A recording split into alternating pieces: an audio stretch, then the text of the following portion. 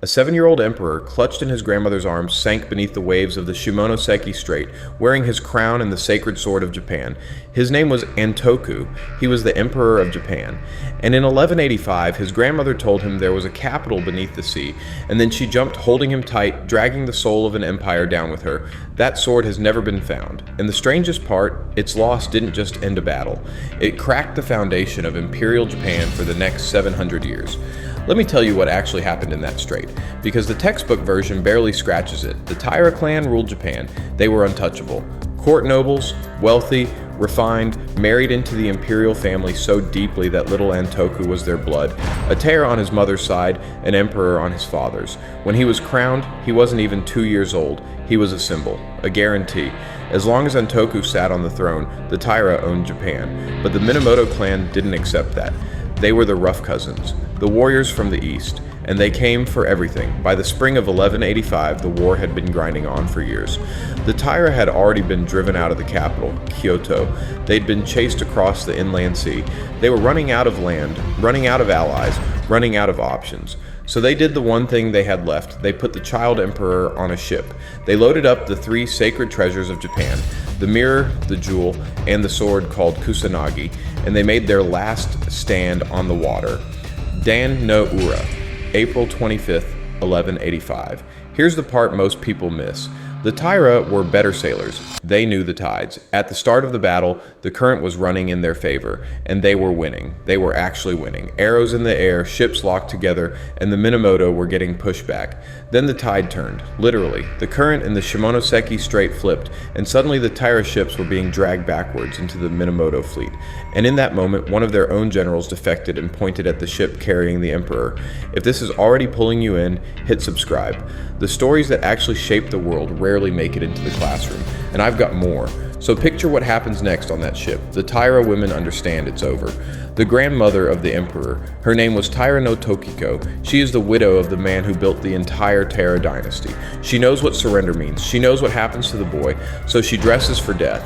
She puts on dark robes. She tucks the sacred jewel under her arm. She takes the sacred sword and slides it into her sash, and she picks up her grandson. Antoku asks her where they're going. He's 7. He doesn't understand, and she tells him there is another capital beneath the waves. She tells him not to be afraid, and then she steps off the side of the ship and into the strait.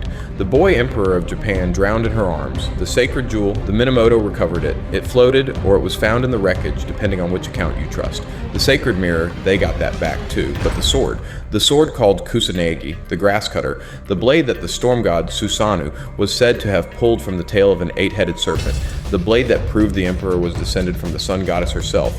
That sword went down with the child, and it never came back up. And this is where the story stops being about a battle and starts being about something much bigger. Because in Japan, the emperor wasn't just a ruler, he was divine.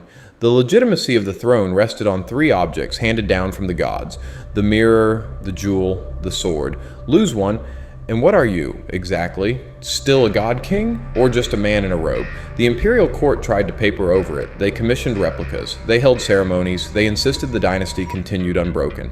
But everyone knew that on the bottom of the Shimonoseki Strait, the soul of the imperial line was lying in the silt. And no diver, no priest, no emperor was ever going to bring it back. And here's the twist that nobody saw coming at the time. The Minamoto won the battle. Their leader, Minamoto no Yoritomo, walked into a Japan where the imperial throne had just been spiritually gutted, and instead of installing himself as emperor, which he easily could have done, he did something far stranger. He left the emperor in place. He kept the court in Kyoto. He let them wear the robes and perform the rituals, and he took the actual power for himself under a brand new title, shogun, military dictator, ruler in fact, not a name. He set up his own government in a town called Kamakura, hundreds of miles away from the imperial court, and he ran the country from there. The emperor became a ceremonial figurehead, the shogun became the real Japan, and that arrangement, that strange 2-headed system where the emperor reigned but the shogun ruled, it lasted, and lasted, and lasted.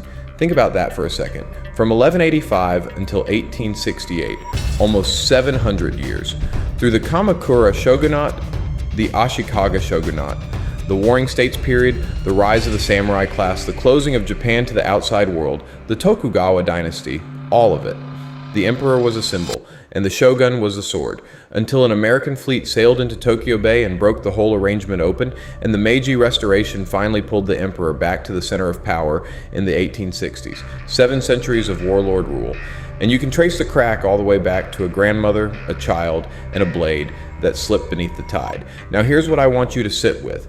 Was the shogunate inevitable? Probably in some form. The Taira were finished, the Minamoto were going to win, the samurai class was rising whether anyone liked it or not. But the specific shape it took, this bizarre dual government where the emperor stayed sacred but powerless for 700 years, that shape needed a reason. It needed a story. It needed a wound in the imperial legitimacy that couldn't quite heal. And the missing sword was that wound. Because a Minamoto warlord couldn't just depose the emperor. The emperor was a god, but a Minamoto warlord could absolutely step in beside a court that had lost one of its sacred regalia, a court that was visibly diminished, a court that needed someone strong to hold the country together while the priest did damage control.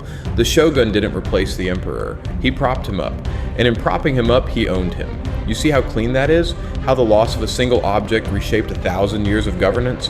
And there's one more layer that I find almost unbearable. The legend of Kusanagi, the sword itself. There are stories that it was recovered later, that a replica was always at the imperial palace and the real one was somewhere else, that the version Antoku's grandmother carried into the sea was itself a copy. Shrines argue about it to this day.